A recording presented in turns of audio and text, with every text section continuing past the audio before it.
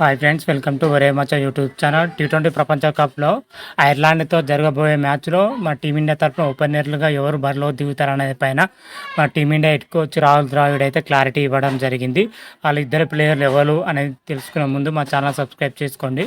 పక్కన ఉన్న bell icon మాత్రం అయితే క్లిక్ చేసి పెట్టుకోండి. ఫర్దర్గా మేము వీడియోలు అప్లోడ్ చేసినప్పుడు మీకు నోటిఫికేషన్ వస్తుంది.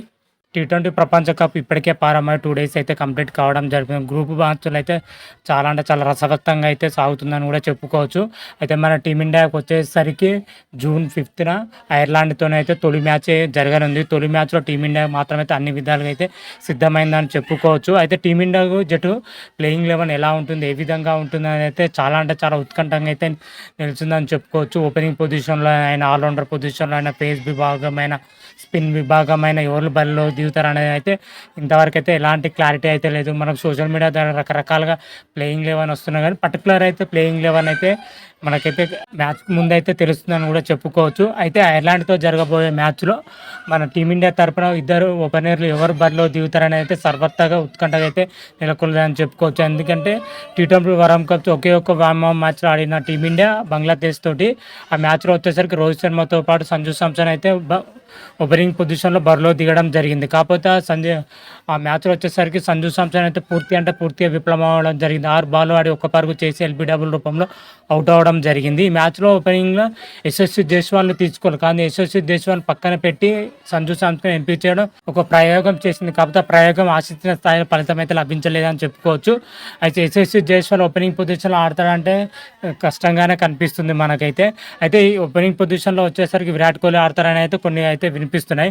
ఓవరాల్గా దీనిపైన అయితే మన team India head coach Rahul Dravid అయితే ఒక క్లారిటీ అయితే ఇవ్వడం జరిగింది. తాజాగా మీడియా సమావేశంలో మాట్లాడుతూ రాహుల్ ద్రావిడ్కి ఇలా అడగడం జరిగింది. ప్రెస్ నోట్ వాళ్ళు టీమిండియా ఓపెనర్లుగా ఎవరు బరిలో దిగుతారనే ప్రశ్న అడగగా మన రాహుల్ ద్రావిడ్ వచ్చేసరికి ఎవరు అనేది ఇప్పుడైతే నేను వెల్లడించలేను.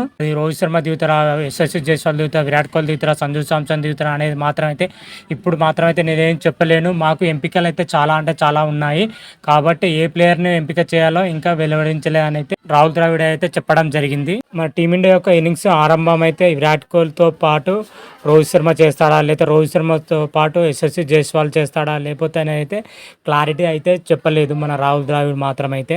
మాకు ఓపెనింగ్ పొజిషన్లో వచ్చేసరికి పిచ్ పరిస్థితులను బట్టి, పిచ్ ఆధారంగా బట్టి టీం ఎంపిక కూడా ఉంటుందని, అదేవిధంగా ఓపెనింగ్ పొజిషన్ కూడా అదే విధంగా అయితే ఉండడం జరిగింది అని చెప్పడం జరిగింది రాహుల్ ద్రావిడ్ మాత్రమైతే. అయితే రాహుల్ ద్రావిడ్ మాటల్లో మనం చూసుకుంటే మాత్రమైతే విరాట్ కోహ్లీ, రోహిత్ శర్మలే దిగే అవకాశం అయితే గట్టిగానే వినిపిస్తున్నాయి మనకు. ఐర్లాండ్తో జరగబోయే మ్యాచ్లో టీమిండియా ఓపెనింగ్లో వచ్చేసరికి విరాట్ కోహ్లీతో పాటు రోహిత్ శర్మ దిగుతారా, రోహిత్ శర్మతో పాటు యశస్వి జైస్వాల్ దిగుతారా, అదేవిధంగా రోహిత్ శర్మతో పాటు సంజు శాంసన్ దిగుతారా అనేది అయితే క్లారిటీ అయితే లేదు. కోచ్ రాహుల్ ద్రావిడ్ కూడా క్లారిటీ ఇవ్వలేదు అని చెప్పుకోవచ్చు. మరి చూద్దాం ఐర్లాండ్తో జరగబోయే మ్యాచ్లో ఎవరు దిగుతారు అనేది అయితే ఆ రోజు వీడియోలోనే మనం క్లియర్ కట్గా అయితే తెలుసుకున్నాం. అంతవరకు మీకు ఈ వీడియో కానీ నచ్చినట్టయితే లైక్ చేయండి, షేర్ చేయండి. మరిన్ని వీడియోల కోసం మా ఛానల్ సబ్స్క్రైబ్ చేసుకోండి. పక్కన ఉన్న బెల్ ఐకాన్ మాత్రం అయితే క్లిక్ చేసి పెట్టుకోండి. ఫర్దర్గా మేము వీడియోలు అప్లోడ్ చేసినప్పుడు మీకు నోటిఫికేషన్ వస్తుంది. హర హర మహాదేవ్, శంభో శంకర. Thank you.